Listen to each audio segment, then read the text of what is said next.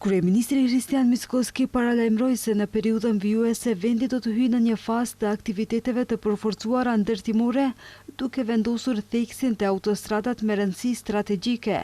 Këtu ai përmendi autostradën Shkup-Llac, për të cilën tha se përfundimisht janë përmbushur kushtet për fillimin e punimeve.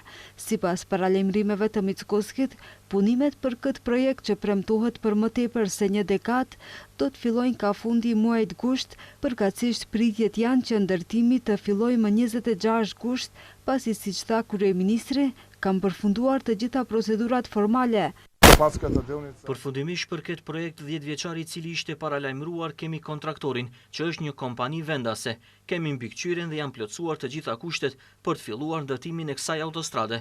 Në shtator pres që të fillojë edhe një tjetër autostradë, bëhet fjalë për segmentin Bukojçan-Kërçov, ndërsa me dinamik të shtuar të përfundojmë autostradën Kërçov-Ogur. Pres që segmenti nga Izvori deri në Vërbjan të hapet në gjysmën e 2 të tetorit, ndërsa i gjithë segmenti të përfundojnë në 3 mujorin e parë të vitit 2027.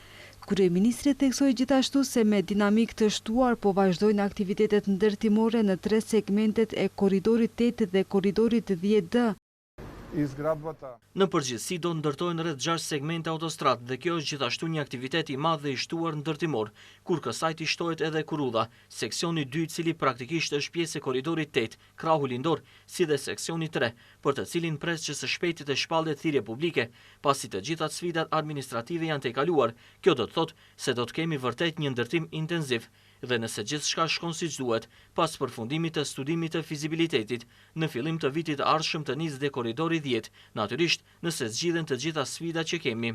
Kujtojmë se marrëveshja për grant në vlerë prej 30.8 milion eurosh ndërmjet ndërmarrjes publike për rrugët shtetërore dhe Bankës Evropiane për Rindërtim dhe Zhvillim, e cila do të financojë ndërtimin e autostradës Shkup-Llac, u nënshkrua në korrik të këtij viti.